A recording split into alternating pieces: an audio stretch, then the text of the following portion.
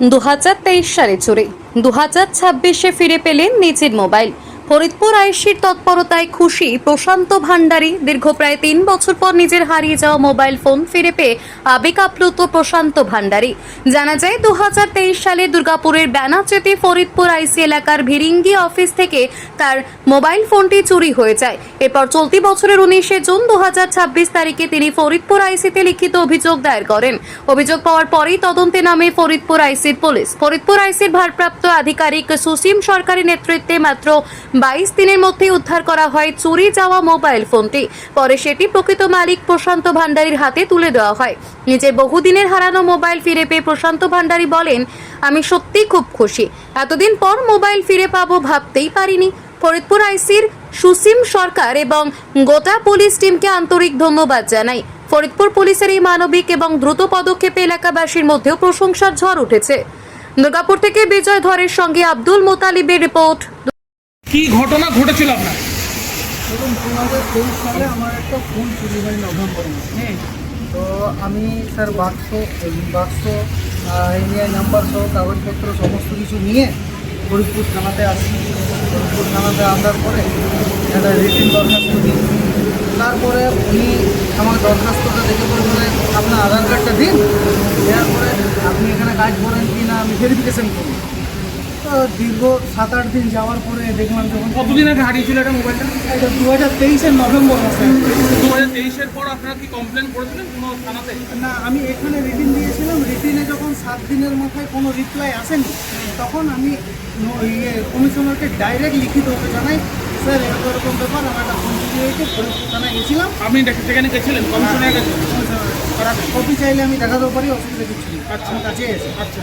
আর যখন কমিশনারের কাছে দেখায়, কমিশনারও সেই বিষয়ে কোনো অ্যাকশন নেয়নি। তো কিছুদিন পরে যখন হলো, আমি একটা আরটিআই করেছিলাম কমিশনার, স্যার এরকম ব্যাপার, আমার একটা ফোন হারিয়েছিল, তো সেই বিষয়ে আপনি কী পদক্ষেপ নিয়েছেন? তখন এখানকার যিনি বড়বাবু আছে সুশীল স্যার, উনি নতুন এসেছিলেন, উনি আমাকে ফোন করে পার্সোনালি ডাকলেন। দেখে পরে জিজ্ঞেস করলেন, স্যার ম্যাটারটা কী? আমি ম্যাটারটা ভুলে বলি। তারপরে বললেন যে আপনি একটা কাজ করুন, আপনি নতুন করে একটা অ্যাপ্লিকেশন দিয়ে আমি চেষ্টা করবো 10 দিনের মাথায় আপনার ফোন রিকভারি করবো।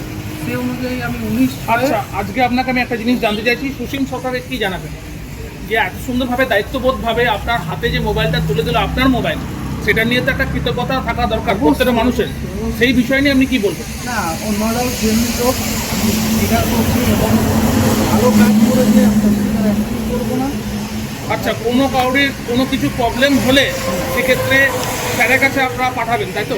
অবশ্যই। এবং স্যারের প্রতি আপনার একটা বিশ্বাস আছে, তাই তো? হ্যাঁ, 100% বিশ্বাস আছে বলে তো 10 দিন কমিটমেন্ট করে।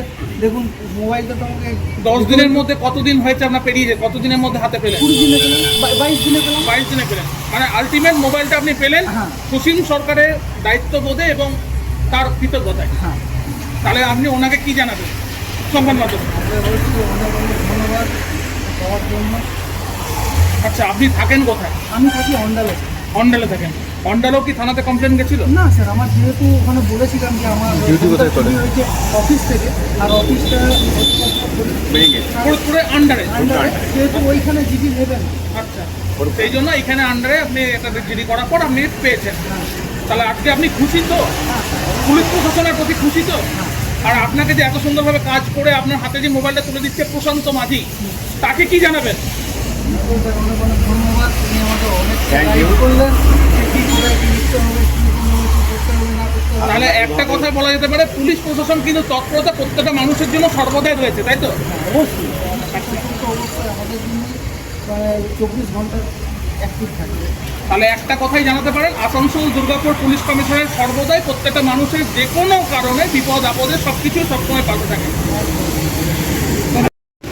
তিনি অনেক কিছুই বললেন।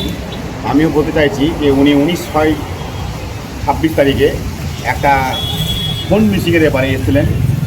আমরা ডায়েরিও করেছিলাম।